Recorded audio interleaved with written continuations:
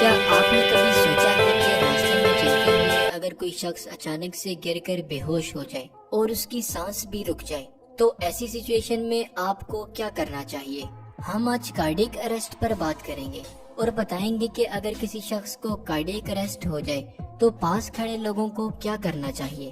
Cardiac arrest ایک ایسی condition ہے جس میں ہماری ہارٹ بیٹ اچانک سے رک جاتی ہے اور ہمارا ہارٹ برین، لنگز اور باقی آرگنز تک بلڈ پمپنگ نہیں کر پاتا، جس کی وجہ سے ہماری سانس رک جاتی ہے اور ہم بے ہوش ہو کر گر جاتے ہیں۔ اگر کارڈیک اریسٹ کے پیشنٹس کو فوراً سے ٹریٹ نہ کیا جا سکے تو اس سے ڈیتھ بھی ہو سکتی ہے۔ تو آئیے جانتے ہیں کہ کارڈیک اریسٹ کیوں ہوتا ہے۔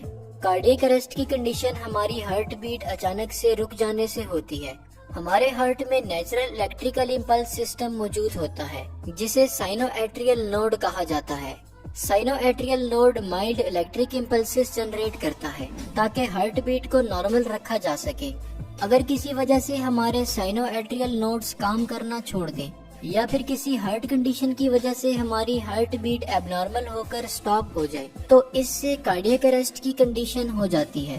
ایسی کنڈیشنز جن سے ہمارے سائنو ایٹریل نوڈز کا فنکشن ڈسٹرب ہو سکتا ہے، ان میں کرونری ہارٹ ڈیزیز یعنی کہ ہارٹ آرٹریز میں بلاکیج یا کسی اور وجہ سے آرٹریز کا نیرو ہو جانا، کارڈیومایوپیتھی یعنی کہ ہارٹ مسلز کا پھول کر بڑا ہو جانا، ہارٹ کے والوز کا لیک یا نیرو ہو جانا، کنجینیٹل ہارٹ ڈیفیکٹس یعنی کہ پیدائشی طور پر ہارٹ میں ایبنارملٹیز ہونا اور سائنو ایٹریل نوڈز کا ٹھیک سے کام نہ کرنا وغیرہ شامل ہے۔